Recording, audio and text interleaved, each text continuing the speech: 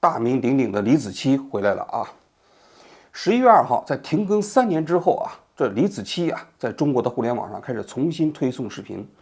11月2号当天呢，先是推送了2条啊，这2条视频呢，一个是关于漆器的，还是延续他过去的风格啊，从在树上割胶开始，整个镜头啊拍得美轮美奂啊，最后一直到整个这漆器做成啊这个过程啊。收早晚慢点。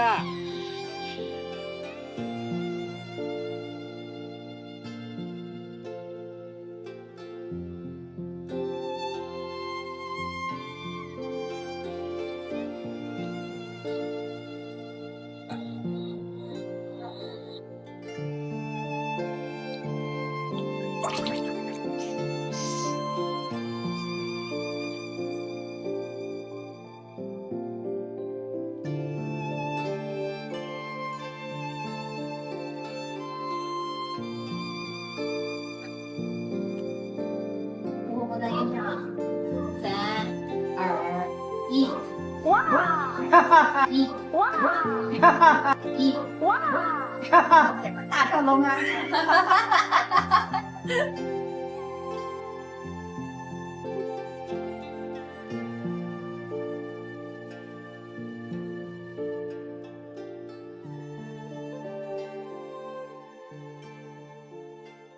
另外一条呢，是在森林里头搭了一个衣帽间，整个过程拍摄的时间也比较长啊，拍摄的这个效果呢也确实非常不错。这个视频刚刚开始推送啊，10几分钟，这条消息就冲上了微博的热搜。3个小时的时间里头啊，这个视频里的点赞数就过100万了。当天1天的时间里头啊，这 YouTube 李子柒的账号里的增加粉丝啊就350万。那么在1天过后啊，据说这2条视频的播放量达到多少呢？6个亿。光是新浪微博这一个视频，6个小时的时间里头就超过了1个亿。当然了，大家都知道新浪微博的这个播放量啊，含水量一样是比较高啊。但不管怎么样啊，尽管人家含水量比较高啊，但李子柒的这个视频的播放数字确实是非常惊人。与此同时呢，他在外网呢也进行了更新啊。大家都知道李子柒呢在 YouTube 上也有账号。他的这个 YouTube 这账号也是所有华文 UP 主中间的 No.1第1名。他这个刚一公布啊，就是几个小时之内啊，点赞数、评论数就过了几千。当天晚上，李子柒在 YouTube 账户的这个粉丝数啊，也正式突破了2000万啊。到了第2天，也就是11月3号这一天，李子柒呢又发了一条视频，这条视频的名字啊叫“致所有知道我名字的人”。在这个视频中间啊，那李子柒里头也搞了很多传统文化的一些融花的因素啊。最后在一个森林为背景的那个草坪下面啊，在一个钢琴面前，李子柒还唱起了歌，唱起了那首著名的《如愿》。应该说李子柒啊，这次强势回归啊是非常的成功。那么到底李子柒啊，这过去的3年里头为什么要停更？而李子柒的账户啊，是不是就如很多人说的，它是一个大外宣？我们应该如何看待李子柒这一个中国第1网红呢？我们今天啊，就来讲一讲李子柒的故事啊。李子柒呢，实际上他并不叫李子柒，他叫李佳佳啊。他这个李子柒的名字是早期啊那个有 QQ 空间的时候，他给自己起了一个名字。因为那个时候啊，大家都喜欢起呀什么子墨呀、子林呐这样的名字，觉得好听。这个风啊是从台湾传过来的啊。他呢就给自己起了一个叫李子柒，柒呢是自己的生日，他觉得7是他自己的幸运数字。李子柒呢早年呢他成长经历非常不幸，他很小的时候他父母就离了婚，后来他父亲呢又给他娶了一个后妈，但是呢这个更加不幸的是啊，他父亲跟这个后妈结婚之后没多久啊，他父亲就去世了。去世之后啊，你想想后妈对他能好吗？所以后妈虐待他就逐渐成为了习惯。据他自己长大以后讲啊，父妈经常把他摁在那个臭水沟里头，把他脑袋啊摁完之后他都呛了，还继续摁呢。典型的就是安徒生童话里头那些险恶后妈的形象啊。那么他爷爷奶奶知道这件事情之后，就特别可怜这个孩子，于是呢就把李子柒啊接回到了农村老家。他爷爷呢是做木工的，所以小年纪的李子柒啊，从小的时候就跟着他爷爷一起做木工。他爷爷做木工的时候，他在旁边呢就搭下手。但是啊，在他小学5年级的时候啊，他爷爷又去世了。没有这个机会，因为我爷爷在我读小学5年级的时候已经去世了，然后之后是跟奶奶长大的。爷爷是我一个遗憾，因为我从小是他们带大的，就是没有他们就没有我，就我可能已经死掉了。然后就是我还没有报答他的时候，他就已经，这之后呢，她就跟她的婆婆相依为命。到了14岁的时候啊，她因为婆婆生病啊，她家里头没有什么收入啊，所以李子柒呢就在一所中专学校里辍学了，就外出打工。这一出去就是8年的时间。到了城市里打工的时候啊，这李子柒呢干过各种各样的工作。我14岁就出来打工。你10岁出来能做什么？当服务员，1个月的基本工资是300块，然后偶尔有时候打烂一个杯子啊，打烂一个盘子得赔，然后就拿到手200多块，其实还好，我觉得那时候够用了啦。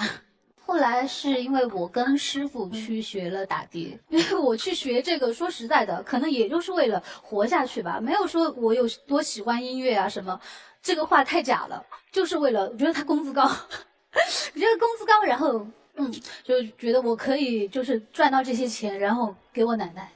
但是到了2012年的时候，发生了一件事情，她的婆婆又生病了，她呢又赶回自己的老家。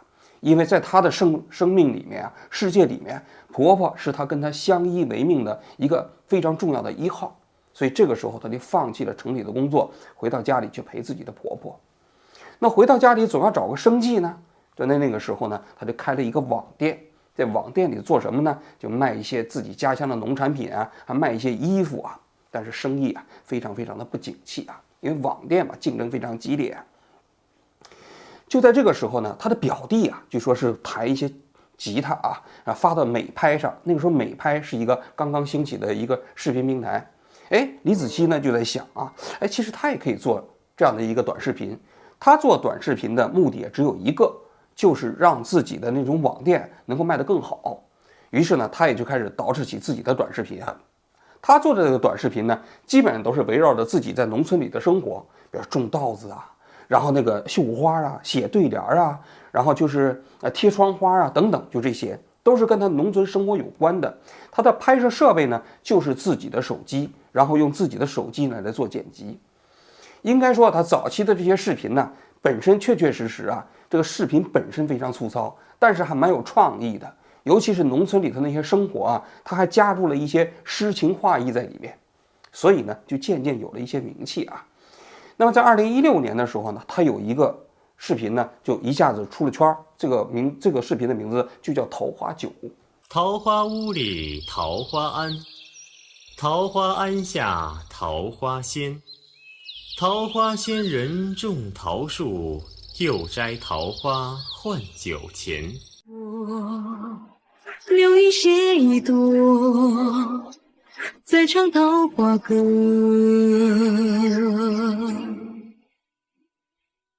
酒醒只在花前坐，酒醉还来花下眠。这个桃花酒的视频呢，被一个视频网站的 CEO 看上了，在那个网站上做了一些推广，整个这个视频的播放量达到了5000万，一下子李子柒就引起了很多人的关注啊。也就是在这一年的时候呢，微念找到了李子柒。微念呢是一家 MCN 公司啊。那么李子柒此前呢，所有的视频都是自己拍的啊，都是自己捯饬的。那么微念找到李子柒啊，其实双方也是各有所求。微念是 MCN 公司嘛，就要找各种各样的网红嘛，去孵化他们嘛。而李子柒呢，又是一个人在做呢，他一个人做的这个视频呢，你肯定跟整个互联网传播过程中间呢，你的能量有限。于是双方一拍即合，一开始只签了一个合约，就是李子柒负责做内容，然后呢，微念呢来负责给他做这种各种各样的推广。当时双方在敲定合作的过程中，李子柒还停更了几个月的时间啊，因为当时就有人指责李子柒说你是李子柒呀，平时这视频都不是自己拍的，都是别人给你拍的。所以他在网上还专门出了一个视频，讲他那背后的边角料的那些视频拿出来说，你看所有的这些视频都是自己拍的，他自己摁完快门之后，再到前面去拍那些视频的内容啊。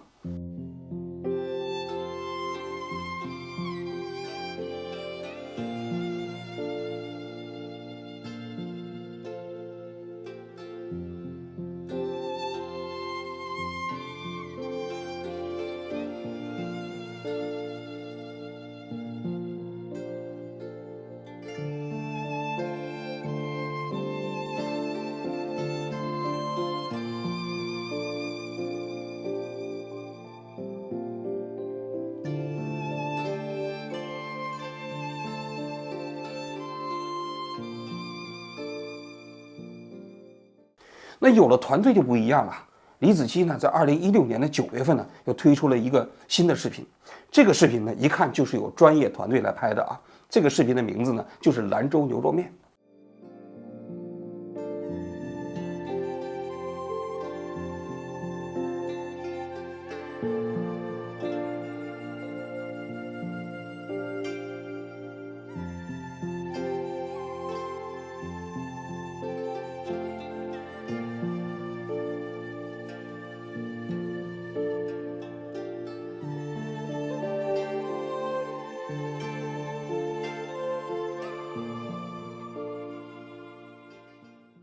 一共4、5分钟的视频啊，拍出来之后呢，确实是给人感觉到这兰州牛肉面呢，确实是很吸引人。这个视频呢，当时传到 YouTube 上啊，据说是1个月的时间播放量就达到了500万。那我现在又去到 YouTube 上看了一下，这个视频的播放量已经到了2100万，确实是非常吸引人。在内网的播放量据说冲到了8000万。应该说微念和李子柒的合作啊，找到了一条适合李子柒的这条路。什么路呢？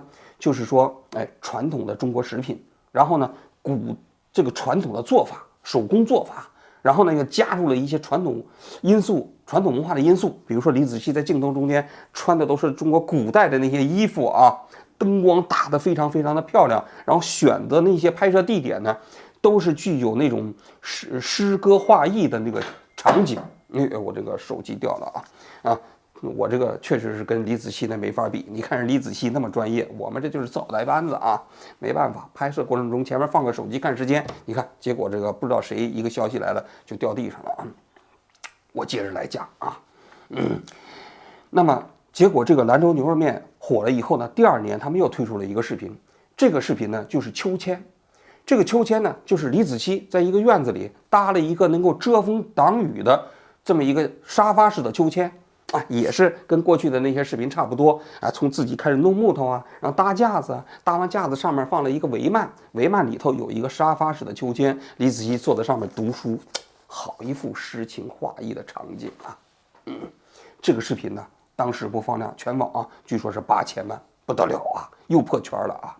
那么既然这个合作的这条道路双方都认可，于是在2017年的9月份，双方趁热打铁啊，又签署了一个新的合作方式，就共同在四川成立了一个四川就是子柒文化传播有限公司。这个子柒文化传播有限公司呢，它的这个注册资本金是100万，其中微念呢持股51%，这个李子柒个人呢持股是49%，但是李子柒呢是这家公司的法人代表。那这之后呢，双方的发展就进入到了快车道啊。李子柒这种以中国传统文化的食品为主导的这种古色古香的拍摄方式呢，就迅速的在中国的内网，也包括在 YouTube 上爆红了。那么随着他们的爆红啊，双方的利益纷争啊，也开始逐渐的浮现出来啊。那我们查了一下，从2017年到了2021年，李子柒停更期间啊，实际上双方由于发展的过快啊，其实发生过很多的这个方面的利益方面争议的这么一个痕迹。这里有一个背景，就中国的网红啊，你成长起来，你总要变现。变现呢有各种各样的途径啊。你比如说这几年最火的变现方式是什么呢？大家都知道，去带货，对不对？在直播间里带货，那李佳琦呀，包括老罗啊，什么董宇辉啊，都去带货嘛。带货可以直接带来收益啊。但是还有另外一种方式，比如说你就给别人做广告，这是小咖们做的这个方式啊。那么李子柒啊，也包括微念，他们走的是另外一条道路，就跟这前2条道路都不一样。那么微念呢，在李子柒这个品牌做起来之后呢，选择就是开发李子柒的这个品牌，自己来开发食品。因为李子柒的那些视频里头不都搞的都是李子柒做的那些食品吗？那么这个食品本身呢，如果你开发李子柒的这个用 IP 来做出来这个食品，那不就可以直接变现吗？所以从2017年、18年开始啊，微念就开始在广西那边委托一家这螺蛳粉的企业开始加工螺蛳粉。这螺蛳粉就是打着李子柒的名号。这个东西一上市之后爆火爆卖。2018年啊，李子柒这个天猫这个旗舰店开始运营啊。这运营之后6天之后啊，每个单品单日的销售数字据说都冲过了1000万人民币，这可不得了啊！你想想，那就是钱呐，每天在数钱呐。到了2020年的时候，据说是光是这个李子柒的螺蛳粉一年都卖了差不多有10个亿，而整个李子柒品牌所有的这个销售额到2020年的时候有16亿，到2021年的时候就已经有20到30亿了，这可不得了，对不对？但问题紧接着也就来了，什么呢？就是微念所搞的这个品牌开发带来的收益李子柒好像是没有获得多少分成，因为什么呢？因为所有的这些品牌开发的这些产品它都不在李子柒跟微念合作的四川子柒文化传播有限公司名下，而是在微念自己的名下。而微念呢，一共有22个股东这里头呢，这股东里却没有李子柒。那么李子柒在这里头能获得什么呢？了不起就是李子柒的四川子柒文化传播有限公司通过品牌授权给微念然后呢，微念呢给他一些品牌授权的这个收入费用，但是具体这个收入费用是多少，我们都不知道。而且就关于这个品牌授权，双方也有一些明争暗斗从2017年之后这个微念呢也在注册李子柒的品牌最后这几十个注册李子柒的品牌呢，最终都没有成功。但是你可以看到，双方围绕着李子柒的品牌争夺，应该说明争暗斗了已经相当长一段时间。就是李子柒呢，最后呢，在他四川子柒文化传播有限公司名下呢，注册了一些李子柒的品牌，但是他又没有运营的权利。所以双方虽然李子柒的名气越来越大但是呢，实际上双方的这个明争暗斗也是硝烟弥漫。随着双方的这样的一个这个问题的显现到了2021年的7月份的时候，终于爆发了。这一年7月份的时候，这个微念这家公司就经过多轮融资最终融到了第7轮。这第7轮融资是谁呢？就是字节跳动公司到这里来参与这个微念公司的这个融资。这第7轮融资微念的这个总个估值已经达到了50个亿，而字节跳动呢占有这个微念公司的1.35%的股权。2021年的7月14号，李子柒在更新完四川自贡景言这期节目之后呢，就断更了。当然，他断更也并没有正式宣布只是这之后就没有再更新视频了。他的助理一开始在网上还是打掩护，说李子柒这几年呢需要充电，需要学习，需要休息但很快大家就发现不太对劲儿。为什么不太对劲儿呢？你李子柒是吧？你要去学习，其实你一边拍视频一边充电也是可以的对吧？你这么大名气了，别说这个一般的学习了，你就是到北大读个博士，我看北大也能收对不对？这个还不一定让你上课呢，所以这个不是理由。更重要的是，大家发现李子柒的这次断更其实跟微念公司之间有关系。李子柒在断更之后的1个月自己发了一个帖子，这帖子呢，首先是一个表情包，这个表情包是个猪八戒。猪八戒穿了一个唐僧的衣服然后李子柒呢就在底下写了一句话，说资本真的是够恶心的呀，真是被你们恶心到了，这么快就按捺不住了。这句话指向谁呀？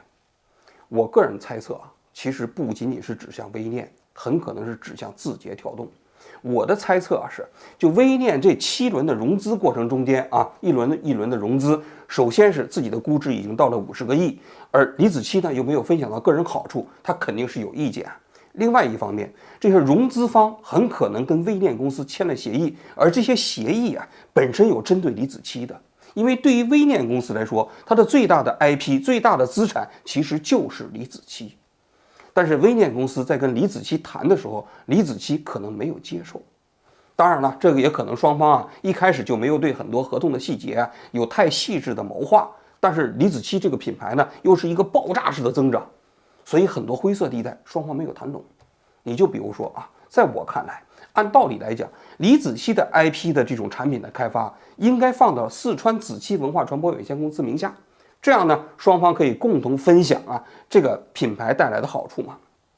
但是不知道什么原因这个最后李子柒的那些螺蛳粉呢，都放在了微念名下。那么李子柒的这个四川子柒文化传播有限公司呢，只能获得一个品牌授权费用。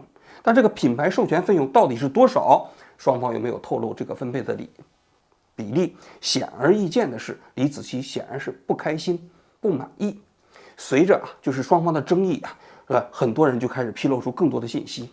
就在这一年的10月份这四川子期文化传播有限公司又把微念公司告上了法庭。媒体当时概括为李子柒状告李子柒，因为这个四川子期文化传播有限公司的法人代表就是李子柒。然后呢，微念公司又负责李子柒这个品牌的运营，什么李子柒的螺蛳粉呐，还有什么藕粉呐，都是他们运营的。这可不是李子柒状告李子柒吗？随着双方的诉讼，大家才发现，李子柒实际上在跟微念合作过程中，他的主动权是非常小的。就是微念不仅仅拿了李子柒的这样的一个 IP 的开发权，同时，比如说李子柒的所有的社交账号、B 站的呀、微博的官方账号，甚至 YouTube 的这些账号啊，可能都是微念公司来运营的。李子柒根本没有权利去掌控这些运营账号。而李子柒的四川子期文化传播有限公司啊，那个社保信息显示啊，这个公司里头参加社保的人是0，就没有人。而微念公司呢是50多个人。所以显而易见，这微念公司其实只是个空壳子。李子柒只能通过就是品牌授权的方式获得一些收入。那现在李子柒的这个品牌已经是一个爆炸式的这个增长了。那李子柒呢，面对这个资本方，他没有办法，他觉得这个收益啊，他不合理，他觉得他自己没有体现出劳动价值。面对这个合同呢，他可能又没有办法，怎么办呢？于是他就干脆一不做二不休，你既然不给我一个合理的分配方式，我就不更了。对于这些网络这个名人来讲啊 ，MACN 公司也有一个困境啊，就是当你把一个红人打造起来之后啊，这品牌的附加价值啊，都集中在了这个个人身上，它并不属于 MACN 公司。如果这个艺人要是一撂挑子不干了，那等于玉石俱焚，大家同归于尽。所以当李子柒宣布不干的时候啊，其实微念公司也没有太多的选择。最后啊，双方不就对簿公堂吗？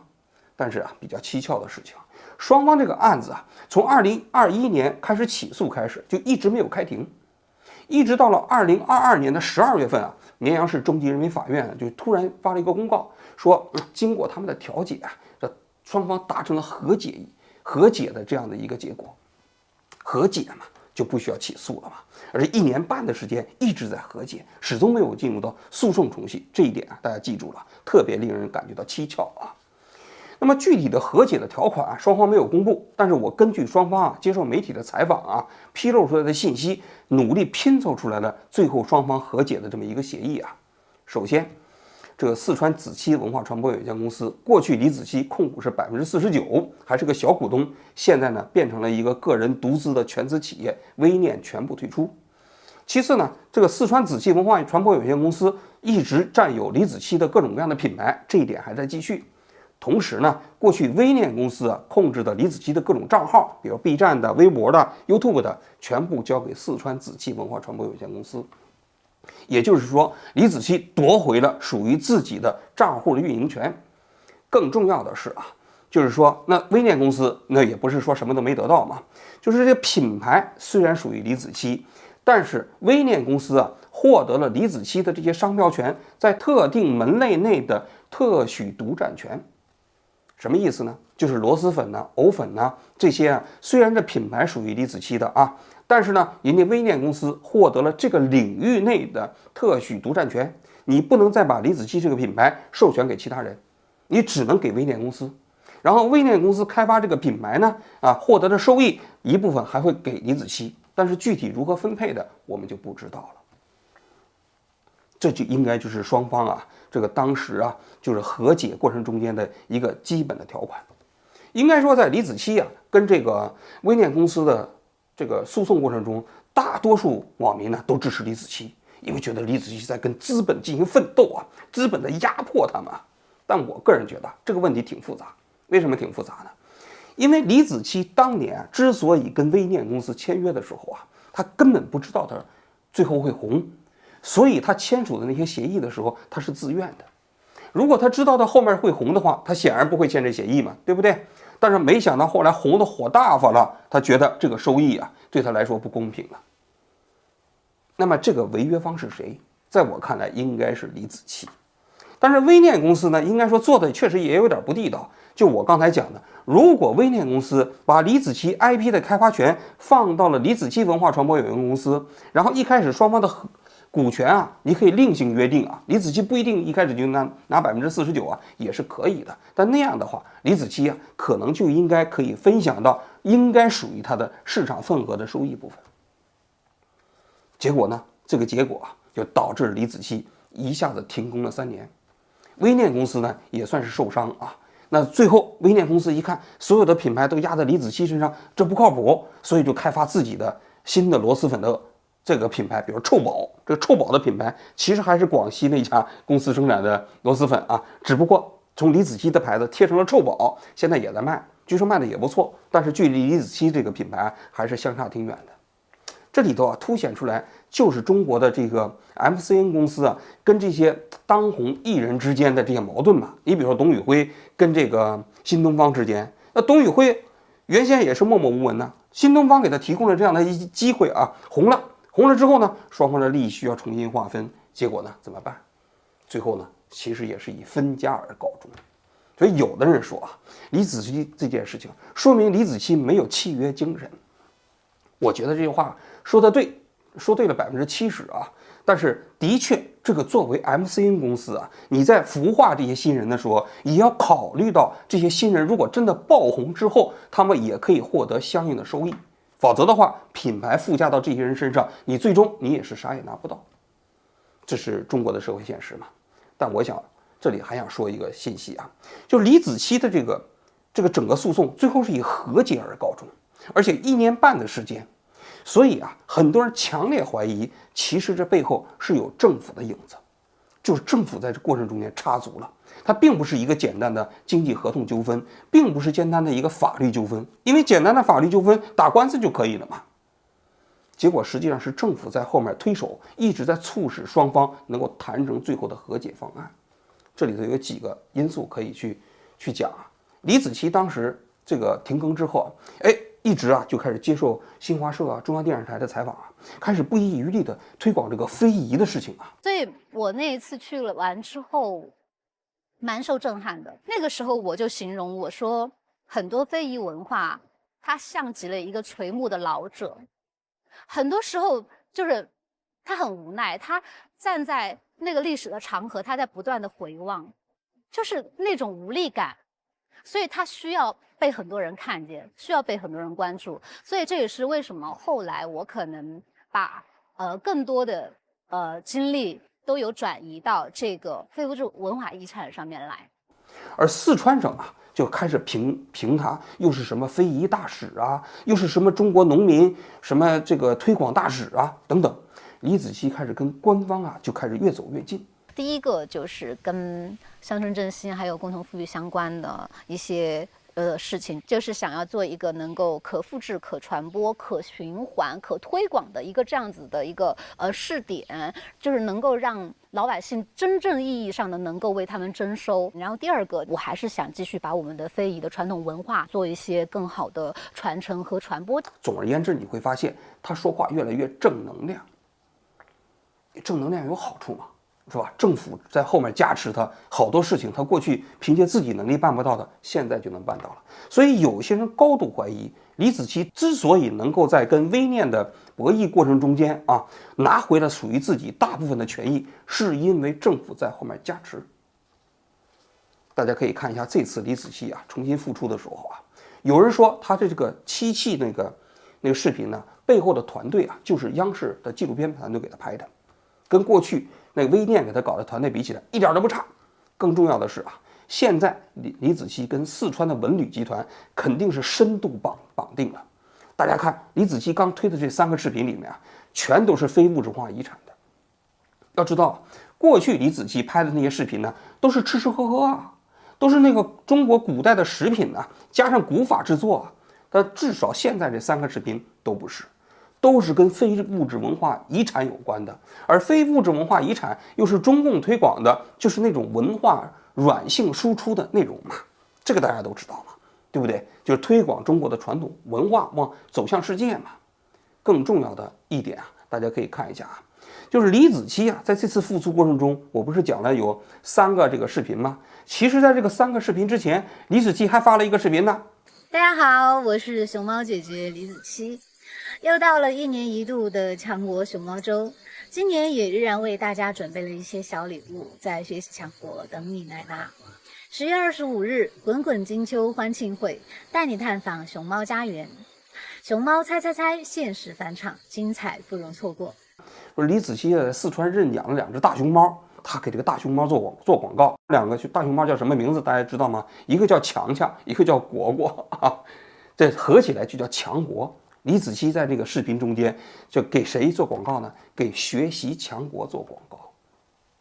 学习强国大家可能都知道了，是中共的一个网上的 APP， 专门让中国所有的党员啊上去来学党课的，学习中共的各种各样的政策内容的。你学完之后还要打卡，打卡之后还要打分，这作为你的这个整个政绩评价的一部分。所以李子柒啊，的确在某种程度上跟中共是形成了某一种利益交换。节目的最后，我想讲一讲我对李子柒的看法啊。有些人讲啊，说李子柒啊拍的东西都是假的，都不是真的，所以这些东西也没什么价值。这种观点我不赞成，因为我觉得李子柒的这些视频呢，我偶尔在网上也看啊，我觉得挺好看的。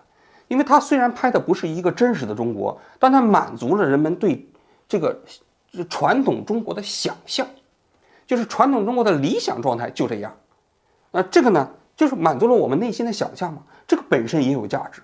你比如说我们看电视剧《甄嬛传》呐什么之类的，你以为《甄嬛传》拍的那种现象就是清宫里头真实的场景吗？根本就不是。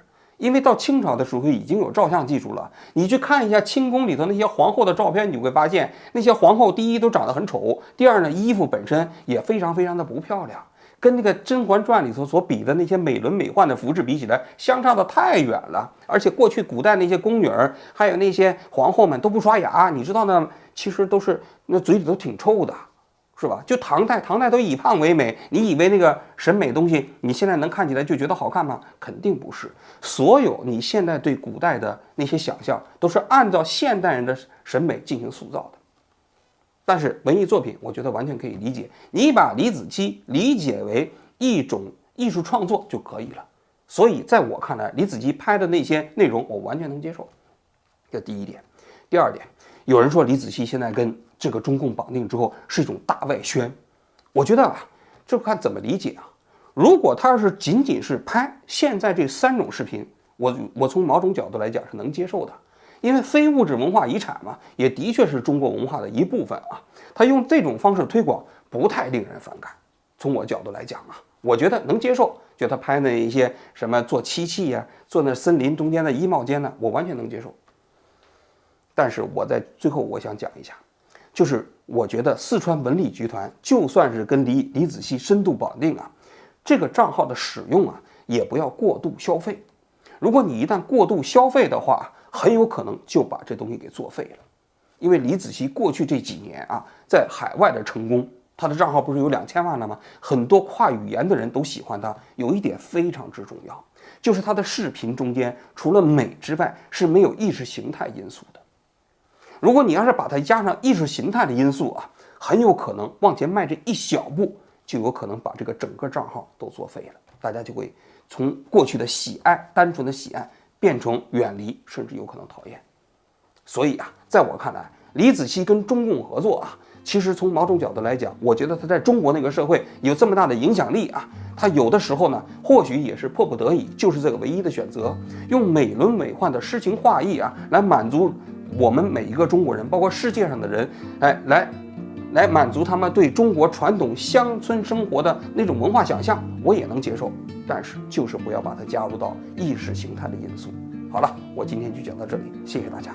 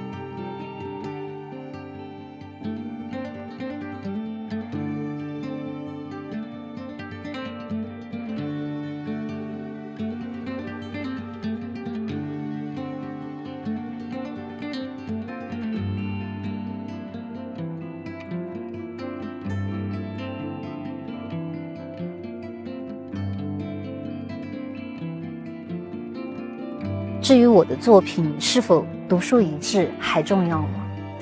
我认为不重要了，因为它已经成了一个方向。我反而希望能够朝着这个方向走的人越来越多。